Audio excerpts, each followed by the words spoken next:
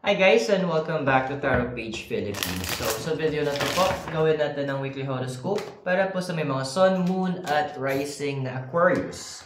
Kung bago kayo sa channel, please click the subscribe button, bell notification, and give this video a like. Kung hindi mo alam kung ano yung Sun, Moon at Rising sign mo, kasi importante po ito, sa dulo po ng video natin may link tayo para dito.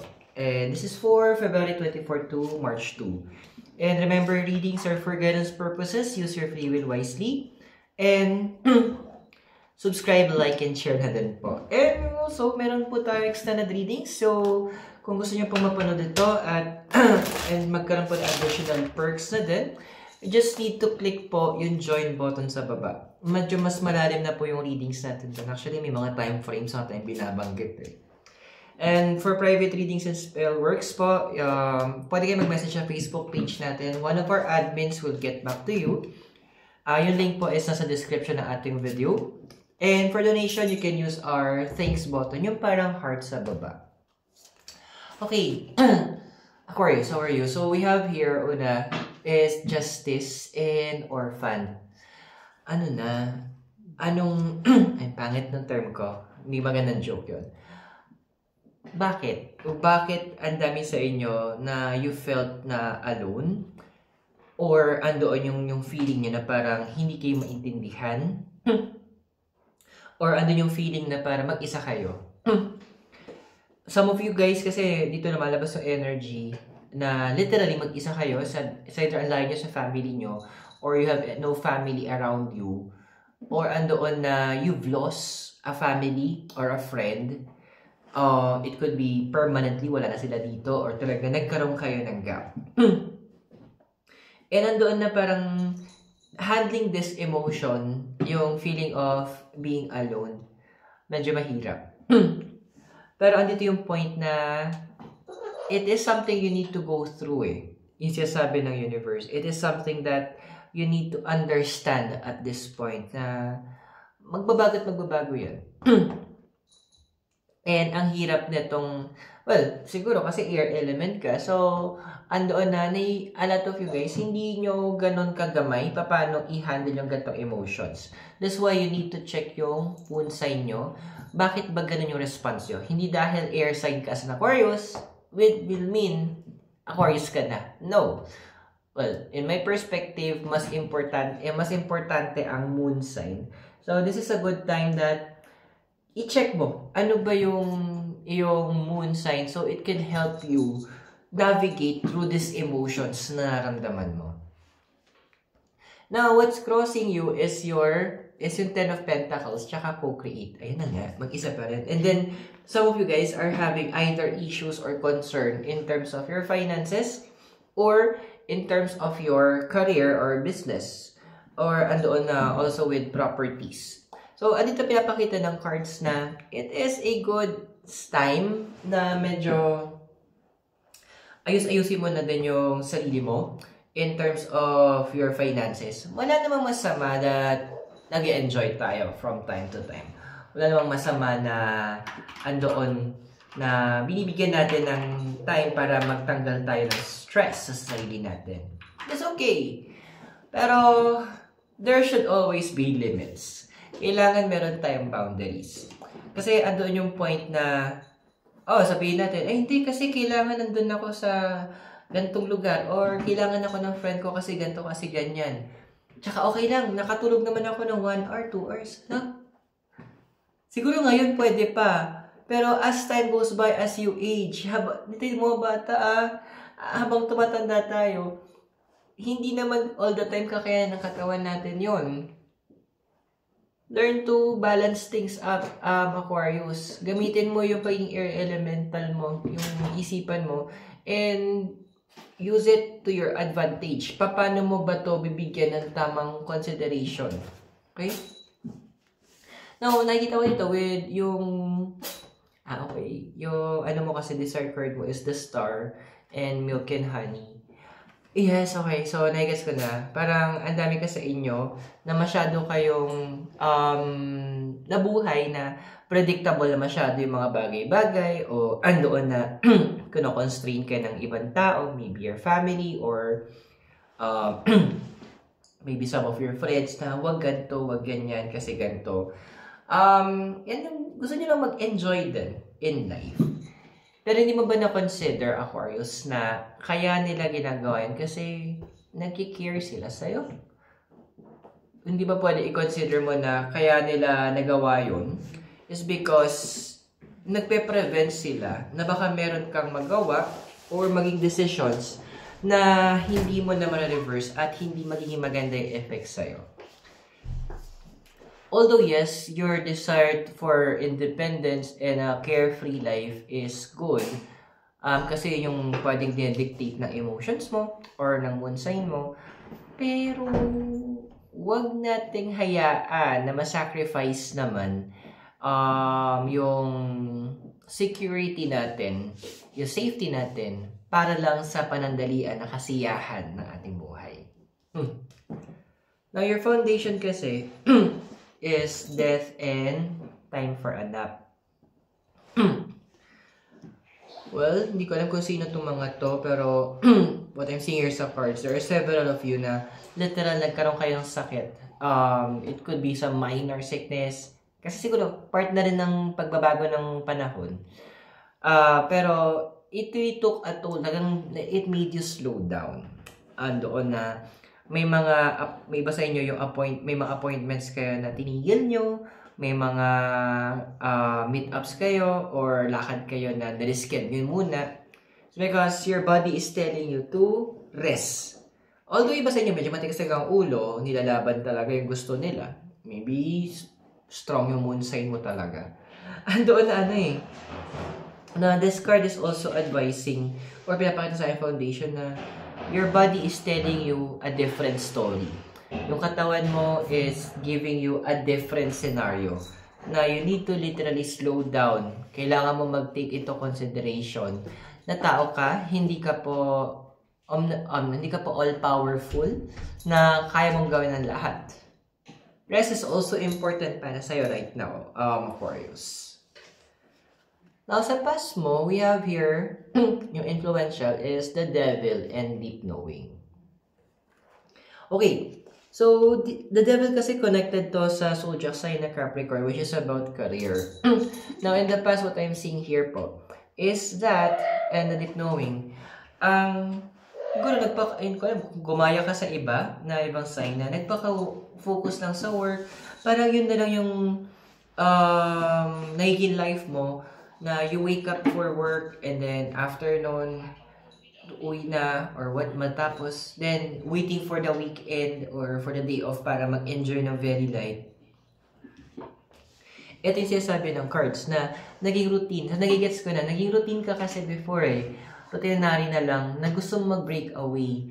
Pero in breaking away, kailangan meron ka ding backup plan para sa pag-resign yan sa work. Hindi naman pwede na sabihin natin, mag-isa ka lang, mag-resign ka sa work, then wala ka pa lilipatan. Or kung may lilipatan ka man, hindi naman exactly na pagka-resign mo, mag-start ka na agad ng work. At hindi naman exactly nun, magkakaroon ka na dyan ng payday or may sweldo ka na. Remember, may tinatawag tayong transition period. Yung transition time. Paano ka doon? Yun yung gustong iparating sa'yo ng universe through those people around you. Paano yung mga bagay na yon na hindi mo na foresee? Yung mga na-neglect mo? Kasi nga, may mga desires ka na gusto mo mag-manifest. May mga desires ka na gusto mo matanggap. May mga desires ka na gusto mong makamtan na. So, i-consider mo, ano ba yung mga sinabi sa'yo before? What were the advices? Ano ba yung mga scenarios na binigay sa'yo noon? Ano ba yung mga wisdom na in-impart ng mga tao sa'yo? Use that to your advantage, okay? Now, yung possible na future na ikaw is a Ten of Cups and Loyal Heart. Now, for those who are single, please do stay single muna. Sinasabi ng cards. And those in a relationship, keep it muna. Kumbaga, huwag kayong muna magkakaroon ng mga rush decision. Huwag muna kayong magkakaroon ng mga biglaang gawain. Kasi right now, one thing na tinatouch ng universe sa'yo is your moon sign. And your moon sign needs to have that happiness muna. Kasi why? Sa law of attraction kasi din, sa art of manifestation, ang pinaka simple explanation niyan is kung ano nararamdaman mo, influences, anong iniisip mo, that will influence actions and words mo, na yun ang magiging reality mo. So, ang pinaka-root nito is your heart. It's your emotions, your moon sign. So, your moon, doon ifo-focus muna ng universe. So, in whatever situation you are in a relationship, stay put muna. Huwag kang gagawa ng mga rush decisions. So, kung nakaka-resonate ka sa readings natin, we also have our extended readings, kung saan mas malalim yung mga readings na ginagawa natin. And para mapanood po ito, i-click nyo na po yung join button sa baba at magkakaroon din po kayo ng additional perks along the way. So, tuloy natin kung yung reading mo. So, meron tayo dito for your physical environment, we have the 7 of Wands and community. Well, minsan talaga, may naman. Ang dami sa inyo na pinili nyo muna na maging solo or mapag-isa. So, that's a good thing.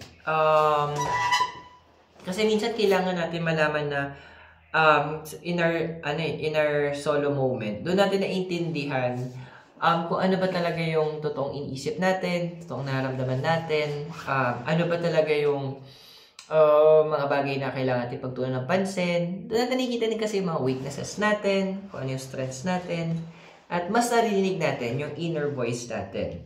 And not to mention, with the 7 of Wands, andun na, kaya nga may iniwan ka ding tao sa iniwan na tao kasi, alam mo, nakakapikon na nag-extend ka ng help sa kanila, iniisip mo yung kapakanan nila, tapos parang baliwala na sa kanila. Very ungrateful lang yung dating nila. Don't mingle with them, please lang kung maaari. Andoon na time to move forward. And right now, yung pagiging solo mo will really help you to refocus yung mga bagay na kailangan mong bigyan ng tamang attention right now in your life. Okay? Your emotional environment is the 7 of Pentacles and the card of the Yin. Well, hindi naman lahat ng family talaga is physical or yung kadugo. We do have a lot of, we also have the chosen family. Na ito yung mga tao na yung tinatawag nila yung brother or sister from another mother or another father.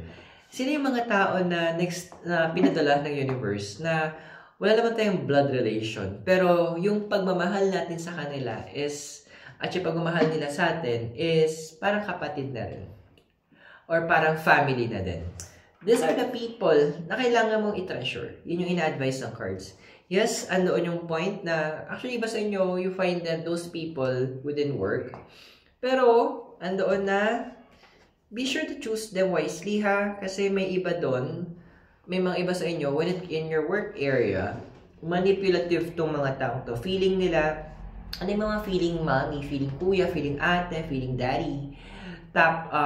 Pero ang totoo, andoon na meron silang mga meron silang mga selfish agendas. So, be mindful. Pakiramdaman mo din before you really give yourself to them. And paano malaman kung talagang family mo sila? Sila yung chosen families mo. Kamusta sila sa life mo? Ano yung naging contribution nila? Yes, you also have their contribution in their lives. Pero sila ba? Ano ba yung naging contribution nila sa'yo? Is their energy matching up or supporting your energy? Support ba yung bawat isang energy? O andun yung punto na ngangi? Wala lang. Sira ang life. Yun. So, you need to filter again kung yung mga tao na napapapasok mo sa buhay mo. Your hopes and fears is the Emperor and the card of To Be Fair. Now, these cards are showing me na yung, alam mo yun nga, nagpo-forward ka or nag-share ka sana ng blessings sa ibang tao kaso walang ungrateful. Yung tipong, sabihin natin na, eto, tutulungan kita para magkaroon ka ng pagkakitaan tapos ang dami pang dahilan. Napaka-ungrateful nun. Andoon na, ay di wag, ako na lang. Sa akin na lang to. So, andun yung punto na the universe is actually in the process of, or andun yung part na gusto mo nang isusupport ng universe yung i-call back mo yung mga sinashare mo. I-call back mo yung mga bagay na para sa'yo na lang, na dapat sana ipapasa mo or share mo sa iba. Kasi, ano yung panghihinayang? Parang yung feeling na kunyari may namamali mo, tapos binigyan mo ng pagkain, tapos iniwan lang sa gilid. Parang sanay ko na pala binigay kung sasayangin mo lang. Sana kinain ko na lang para ako na rin nabusog or nagkalaman ng chan. Or ay sana sa iba ko na lang binigay kung ganyan ang pala gagawin mo. So that's where you will, andun na yung thinking mo, andun na yun. So, you need to be, sabi nga nung card of the Emperor, you need to be the one in control na sa mga gantong bagay. Ikaw na dapat yung manguna, ikaw na dapat yung magbigay ng tamang direction sa sarili mo. Or, hindi na lahat na parang, andun na yung point na hindi na ako magtutulong or mag-share sa ibang tao masyado. Kung ganun din. So, be in control. And that is your, andun yung hope mo, and you will be supported ng universe sa ganung process. Now, the possible future mo is the Nine of Cups and the Card of Peace. Yes, minsan, there is peace kapag wala ng tao sa paligid. Minsan, masabi nga nila minsan mas masarap pang mag-alaga ng hayop kaysa makipag-ibigan sa tao. Which is totoo. Kasi kaya mas marami akong alagang pusa Andun kasi na animals, marunong sila mag-appreciate Marunong silang, yung loyalty nila is nandoon. Tao, well, natural naman sa mga tao maging selfish talaga. So, andun yung point na you will learn, i-relearn mo how to live alone. Andoon na mas pipiliin mo na I will choose my inner peace. Mas pipiliin mo na sarili ko muna yung bibigyan ko ng atensyon. Mas pipiliin ko muna na ayusin ko muna yung sa heart ko. You'll be focusing on your moon sign this time, which is a very important task. Because andyan yung source of creation mo. So, I hope nakatulong yung readings. Remember, the readings are for guidance purposes. Use your free will wisely. If yung bago po kayo, please subscribe, like, and share. And for those naman po, since we have our cards na pa sa yung extended reading, kung gusto mo marinig yung ating additional readings na medyo masakit sa ulo, matitiyan ko pa lang siya, i-click nyo na po yung join button sa baba and magkakaroon kayo ng mga additional perks. For private readings and spellworks, with one of our admins, i-click nyo lang po yung link ng page natin sa description sa baba ng video. And if you want to send donation, pwede kayong mag-use yung parang heart, yung thanks button sa baba. So, Aquarius, maraming salamat sa iyo. God bless, Namaste, Hare Krishna, and blessed be. And hope to see you soon enough. Wala po dito sa Dominican Hill and Baguio City. You have a great day at magkita po tayo sa extended readings natin. Bye for now.